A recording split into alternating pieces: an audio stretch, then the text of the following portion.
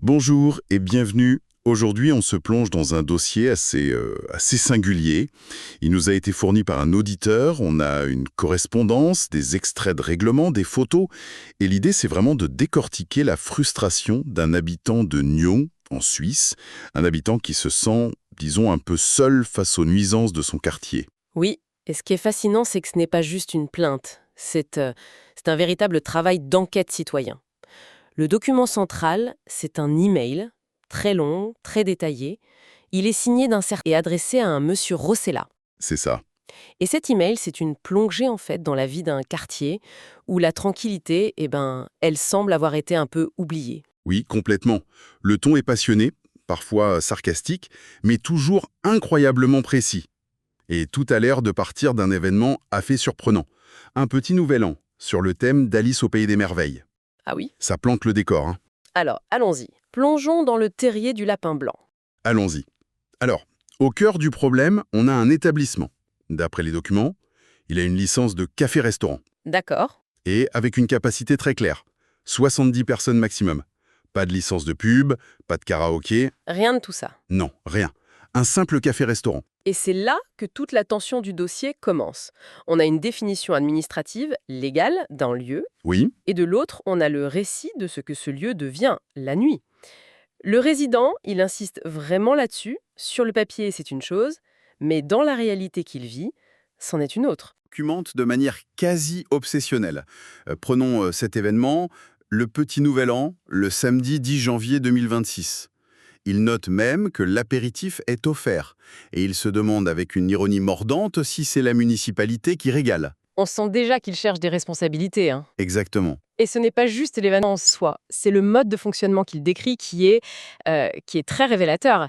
Il observe que, systématiquement, après minuit, des groupes se forment dehors.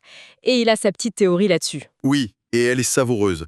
Il dit en gros que c'est une astuce pour ne jamais dépasser la jauge officielle des 70 personnes à l'intérieur. Ah, pour pouvoir continuer à faire entrer du monde. Voilà.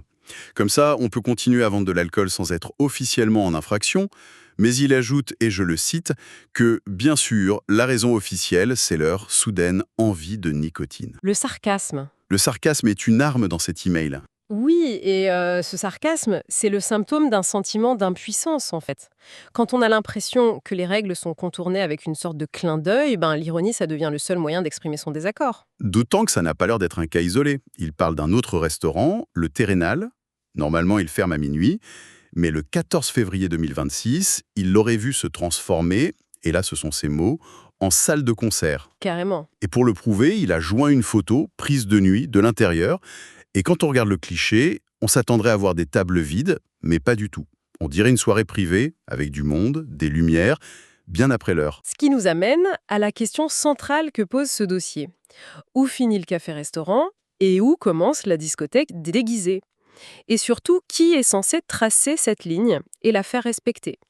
C'est ce grand flou qui nourrit toute la frustration de ce citoyen. Donc, face à ce décalage, son premier réflexe a été de se demander « Mais est-ce que tout ça est bien légal ?» Oui, Et c'est ça qui l'a poussé à faire ses propres recherches. exactement, il est allé chercher la loi sur les auberges et les débits de boissons, la LADB, et il en extrait des points très très précis. D'abord, quelque chose d'assez classique, l'interdiction de vendre de l'alcool à l'emporter entre 21h et 6h du matin, surtout la bière et les spiritueux. L'objectif étant d'éviter que les gens continuent la fête dans la rue, j'imagine. Précisément. Ensuite, il cite l'interdiction de servir des boissons alcoolisées à des personnes manifestement ivres. Et puis, il y a tout un volet sur la protection de la jeunesse qui lui semble crucial. Oui, il rappelle l'interdiction de servir de l'alcool aux moins de 16 ans et aux moins de 18 pour les alcools forts. Et aussi le fait que les moins de 16 ans ne peuvent entrer dans ces établissements que s'ils sont accompagnés. Et c'est ça qui est si puissant dans sa démarche. Il ne dit pas « il faudrait une loi pour ». Non, il dit « les lois existent, je les ai lues. Pourquoi ne sont-elles pas appliquées ici, sous mes fenêtres ?» Il oppose vraiment le texte à la réalité vécue. Et au milieu de tout ça, il y a un détail qui m'a interpellé. Il raconte qu'une visite de police a eu lieu le jeudi 8 janvier. Mais cette visite, dit-il, ne concernait que l'événement du Petit Nouvel An. Un événement qui avait lieu 2 jours plus tard. C'est un point fascinant. Comment on interprète ça? Pourquoi? Est-ce que c'est une action préventive? Un avertissement? Ou, comme il a l'air de le sous-entendre, une visite de pure forme? Une manière de cocher une case pour dire on a contrôlé, mais sans regarder le problème de fond. Ce qui nous amène directement à la question du contrôle et des autorités. Et on peut le dire, son opinion sur la police est tranchée. Ah oui, c'est le moins qu'on puisse dire. Il la décrit comme une force quasi invisible. Il dit on ne les voit pratiquement jamais, sauf si on les appelle. Il n'y a aucune présence proactive, dissuasive. L'intervention, pour lui, elle est purement réactive et encore. Oui, et encore parce qu'il remet même en cause cette réactivité. Il raconte une soirée où il a dû appeler 2 fois. Une patrouille finit par arriver. À quelle heure? À 4 heures du matin, ils font un tour, constatent le calme absolu, forcément, à cette heure-là, et ils repartent. Mais c'est absurde! Du point de vue du résident, c'est l'illustration parfaite de l'inefficacité. Le problème, ce n'est pas le bruit à 4h01, c'est tout ce qui s'est passé avant. Une intervention si tardive, ça revient à constater que le feu est éteint après que la maison a brûlé, quoi. Ça ne résout rien. Non, et pire, ça donne l'impression que sa plainte n'a pas été prise au sérieux. Et ça envoie un message terrible.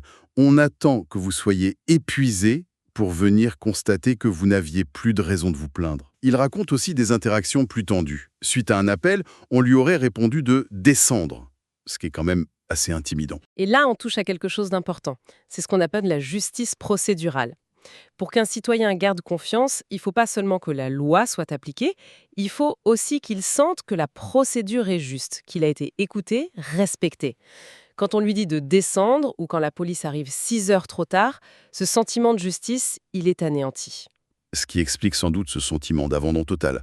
Il décrit des interventions qui sont parfois juste un petit passage en voiture avant de repartir. Tout à fait, c'est un peu la théorie des vitres brisées, mais à l'envers. Normalement, on dit que si on laisse une vitre brisée, ça encourage d'autres délits.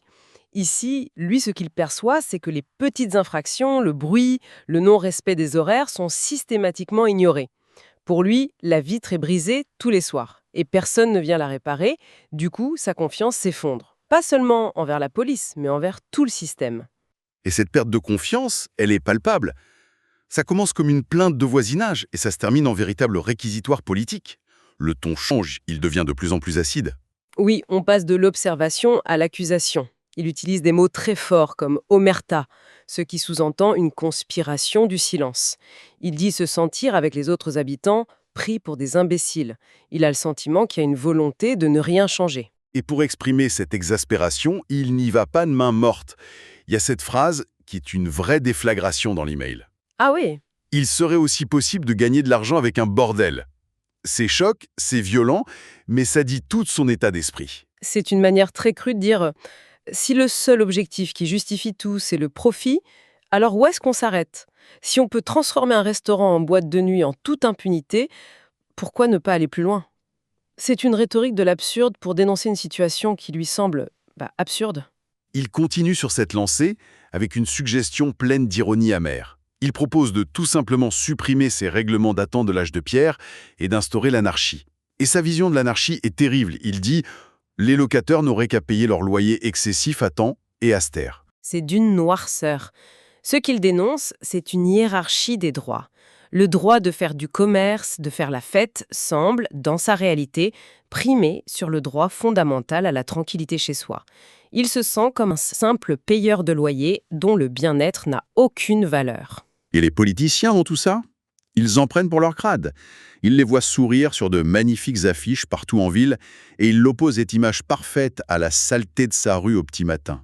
Pour lui, c'est le symbole ultime de la déconnexion. Et il ancre cette critique dans un exemple très concret. Il mentionne, au détour d'une phrase, une fête à 200 000 francs suisses organisée par le président de la Confédération à Lausanne. En juxtaposant ce faste officiel et ses problèmes de tapage nocturne, il crée un contraste saisissant. La conclusion de son email, c'est un chef-d'œuvre de cynisme. Il écrit « Il se peut bien sûr que je sois simplement trop stupide pour comprendre ce qui se passe ici. Sinon, je serais peut-être devenu politicien. » La flèche est acérée. C'est l'expression ultime de la rupture du contrat social. Il dit, en somme, le monde tel qu'il est géré ne suit aucune logique de bon sens pour le citoyen ordinaire. Pour le comprendre, il faudrait adopter une autre logique, une logique qu'il attribue au monde politique et qu'il rejette.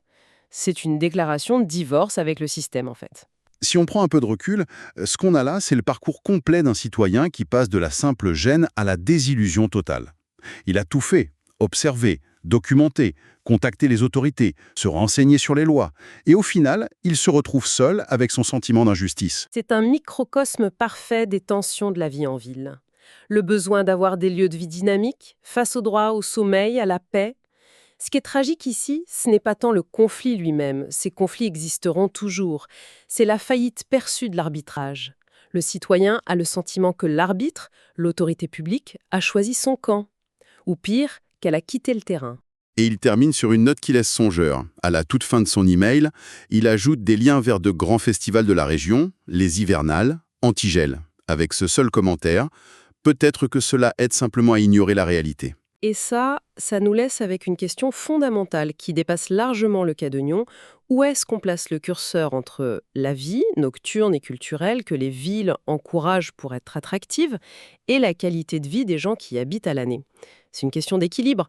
Mais la vraie question que pose ce document, c'est que se passe-t-il quand des citoyens ont le sentiment profond et documenté que cet équilibre a été rompu et que leur voix ne pèse plus rien dans la balance?